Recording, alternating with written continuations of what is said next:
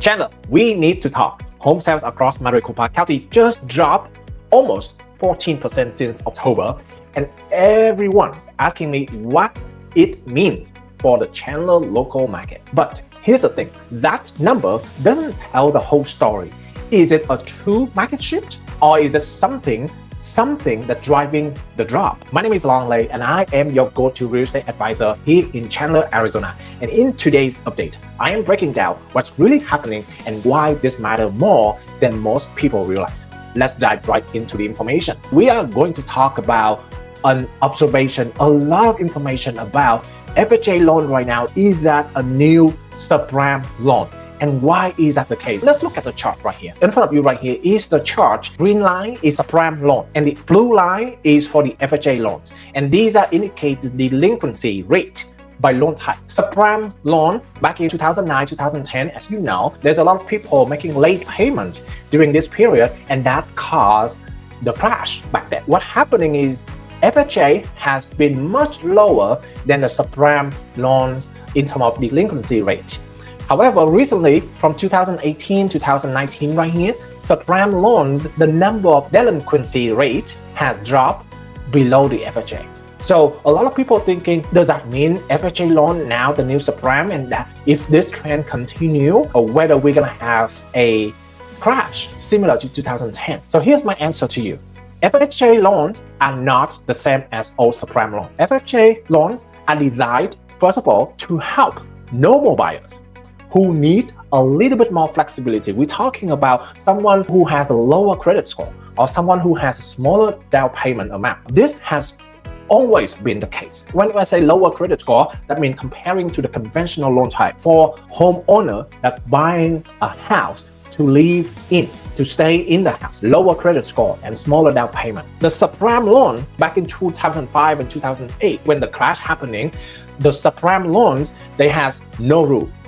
And most of the time, the people who can qualify, it's funny when I say that, the people who can qualify for the loan is a very high-risk people. We're talking about people may not have a job. People may not be able to make the monthly payment. People maybe doesn't have any credit at all. As a result, the subprime loan, whoever take the loan couldn't afford the payment back then. That is not what FHA loans are today. When the FHA loan, people who apply, you still have to qualify, meet certain criteria to be able to apply for the FHA. Criteria about income. Even though the credit is lower than conventional loan, but you still have to meet a minimum credit score. Even though the smaller down payment, we're talking about 3% or 3.5%, right? There still have to be something, some skin in the game. Subprime loan, some loan may be zero down. When things happen, the investor has nothing to lose, right? There's no skin in the game. There's no money in the game, no money in the house. So what are they gonna do? They're gonna get rid of the loan. They're gonna get rid of the house. They already have profit. But here's a fact. Yes, FHA loans have more late payment, but that's very normal. When I say more late payment, it compared to the conventional loan. Because here's the thing, FHA buyers tend to have lower credit score because that's one of the benefits, right? So the late payment rates are always higher than conventional loan anyway. That's already expected. But here's the important part. Right now, FHA late payment are still very low. When you look at this, even though it is higher than the subprime loans, the peak is about 12% back in 2009, 2010. Right now, it's only about 5%, if not lower, like about 3%. So it's very low. And that's actually the lowest since 2005, far lower than during the crash, and far lower than any big headline or claim of the news market right now. This is the reason why foreclosure today are still extremely low, even though it is more than the subprime loans. But this is like 3 or 4% delinquency rate. This is, we're talking about 17 or 12% delinquency rate. This creates a lot of risk to the lender. This, not so much risk. FHA loans are growing, but that doesn't mean it's trouble. In Phoenix specifically, during COVID, is 7 or 8% of the sale during COVID is FHA. Today, we have about 16 to 20% of the closed transaction to be FHA, which is totally normal. It's very similar to what we saw in 2015 and 2016. Simply means that the first-time home buyer are back in the market. This is just simple because a lot of first-time home buyer, they want to go back. And here's the thing, why most of the people do FHA? Because in general, the interest rate is lower than conventional. And because of the conventional loan right now is about 6.3%, 6.2%, the FHAs tend to be lower, and that's the reason why first-time homebuyer they want to take FHA for the lower interest rate. This is completely normal, and this is not a sign for the danger in the market at all. Some people say, what about the investor that abuse the FHA loan? Because here's the thing, FHA loan, one of the requirements is you have to buy the property to live as a primary home to live, not as an investment property, not as a property that you can rent out. Some people, some investors abuse that strategy, buy at low interest rate, low down payment, and rent it out later. So those it could happen. Yes, it could happen. Is it common in Arizona? Not really. Why is that? Because Arizona make the public documents. All the title, all the loan amount is public. If you know how to search for it, you should be able to do that. So fraud is very easy to catch, and therefore very rare that the investor is willing to do FHA as a buy it at a lower interest rate and then utilize it as a investment property. So it's very rare, and you will not have the case similar to back in 2008 and 2009 that a lot of investors take advantage of these subprime loans, zero down, no income evidence, nothing need to be provided to get the loan, very easy, right? For the subprime back then. But right now, no, it's not the case. Dive right into the November's number. The sales, the amount of sale has been dropped, but mostly here's the reason. Before I tell you about the reason, the number of totals closing in November is 5,221 closing only. When you compare to November of last year, it's actually less than last year of 3.2%. And when you compare to October, it's about 13.8% lower than October. At the first glance, that looks like a downturn because the reason why we report the November number right now is the newest number that we have as of this time. It's about 14% less than October sale. This is the number of houses that get sold in a month. In November, only 5,200, and in October, it's probably about 5,600, 5,700 or so. So it's less than October. But here's the fact. November only have 19 working days, while October has 22 working days. And when I say working day, is business day. The fact that the title company cannot record on those days, the county doesn't open because of holidays, Thanksgiving, and Black Friday. So that's the reason why a 14% month-over-month drop like this is expected. It's expected, and it's simply because of the calendar, because of the business days. Is less than October. It's not because of any market condition. Had November had the same amount of working days, they may have the same amount of closing compared to October. That's the total overall. So what about the resale market? The resale market held steady, but the new home, not so much. Here's the stories, okay? The resale, the total closing, the resale is someone who owns the house and then sell it back to the market. 4,137 closing in November. That actually up 1% compared to previous year, and down 14%, about 13.6% compared to October. Again, this is completely normal due to the fewer working days. The resale market is actually slightly outperformed than last year, which is notable in a buyer's market. Remember, we are in the buyer's market right now. Last year, we are in the buyer's market. So even we are in the buyer's market, we still have 1% higher than last year. That's another story we need to share in another time. But let's look at the new construction. The new construction closing only 1,084 closing in November. That's down 16.3% compared to last year and 14.8% down compared to October. So new homes are seeing a clear drop in demand, and that is a continuing last month's trend. So the question is why? Why is new home struggling in selling? And I have been talking about a lot of incentive offering, lower interest rate, newer home, newer warranty, right? I think here's the thing. Couple of reasons, and it's just my humble opinion, and please let me know if you like that opinion or not, and if you agree or disagree, please let me know. Number one, most of the new build community are in the outskirts area, which is a less favorable area. And since last year, they already, bought all the new build community within the favorable area. Now, most of the community is in the outskirts area, and therefore the number of sales drop for that reason, because they are in a less favorable location. The second reason, even if they have something in the favorable area, because they are newer, because they are incentive offer, the sale price normally higher.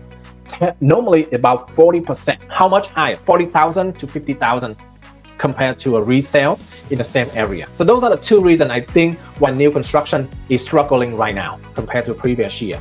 Talking about price, let's look at price. Okay, the overall median sale price is about $480,000. That is up 1.1% compared to last year, and when you compare to October, it's up 0.2% from October. So a lot of people ask me, well, how is the market right now? What is the price? Is the price going down? The answer I have is, if you look at the short term, you may see fluctuation a little bit, maybe 0.2% this month and maybe negative 0.3% last month, okay? But when you look at the long term, like a year or 5 years or 10 years, we actually increase of 1.1%. Well, not too much, but there's some increase. The resale median home price is about $460,000. This is actually up 0.3%, and it doesn't change much when you compare to October. New home, however, look, $529,000, almost $530,000, is up 5% compared to last year, and when you compare to October, it's dropped 1.2%. One thing to notice, this is right here, a $60,000 difference, almost $70,000 difference when you buy a resale home. So that's the reason why the new home construction is struggling. Whether you're willing to sacrifice $60,000, $70,000 or not to buy a new home in the new build community to get all the benefits, or you're gonna spend less and buy a resale home, that's the reason why right now. This is so important is to look at the comfort market index. The market has been shifted toward the seller. This week, we brought a clear seller-friendly trend across the valley. The demand increased, the supply dropped faster than usual. So more people want to buy right now, and the supply, the amount of houses available on the market, dropped faster than normal. And 15 cities improved for the sellers, and only three that improved for the buyers.